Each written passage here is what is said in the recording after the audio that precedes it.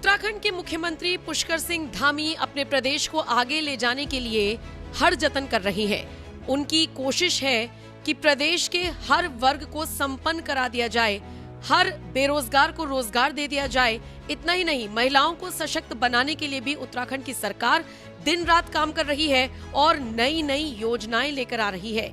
इस बीच एक बड़ी खबर सामने आई है और वो ये कि लखपति दीदी के बाद अब धामी सरकार जल सखी योजना की शुरुआत करने जा रही है और ऐसे में ग्रामीण पेयजल आपूर्ति को ही न सिर्फ मजबूती मिलेगी बल्कि इससे महिलाओं के सशक्तिकरण पर भी साफ तौर पर काम होता हुआ देखा जाएगा।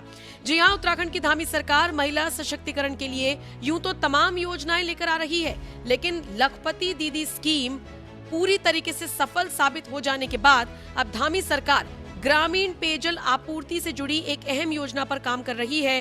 धामी सरकार के 5वें साल में जब एंट्री होने जा रही है, ऐसे वक्त में ये फैसला लिया जा रहा है कि लखपति दीदी योजना के बाद अब इस नई योजना को शुरू किया जाएगा, जिसका सीधा सीधा फायदा उत्तराखंड की महिलाओं को होगा।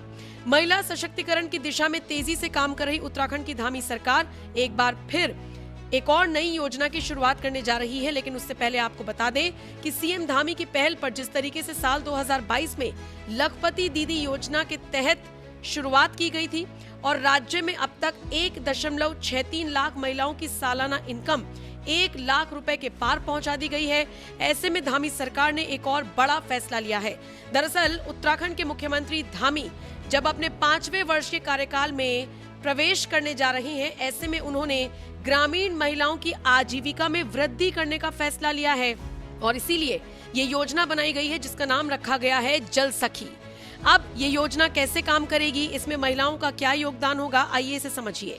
दरअसल इस योजना के तहत ग्रामीण क्षेत्रों में पेयजल आपूर्ति के साथ साथ बिलिंग का काम भी महिलाओं को सौंपा जाएगा। इसके लिए बाकायदा एक समूह बनाया जाएगा जिसे नाम दिया गया है महिला स्वयं सहायता समूह, और ये अलग अलग समूह होंगे जिनमें कई सारी महिलाओं को रखा जाएगा और इन्हीं महिलाओं के समूह को काम भी सौंपे जाएंगे। उत्तराखंड में हर घर नल योजना अब अपने लक्ष्य के करीब पहुंच गई है और इसी के साथ पेयजल विभाग इस योजना के तहत जल पूर्ति की भी व्यवस्था करने जा रहा है और इसके लिए नए कनेक्शंस दिए जाएंगे, बिल वितरण सुधार होगा, बिल की वसूली के लिए लोग रखे जाएंगे और योजनाओं का रखरखाव कैसे होगा, इस आउटसोर्स के आधार पर सोचिए महिलाओं को चुना जा रहा है। ये सारी जिम्मेदारी महिलाओं को दी जाएगी। महिलाओं का बाकायदा एक समूह बनाया जाएगा। इसके साथ ही विभाग महिला समूह को पेयजल गुणवत्ता जांचने के लिए किट्स भी उपलब्ध कराएगा। निश्चित तौर पर लखपति दीदी योजना सफल होने के बाद जल सखी योजना के तहत भी महिलाओं के सशक्तिकरण पर ध्यान दिया जा रहा है।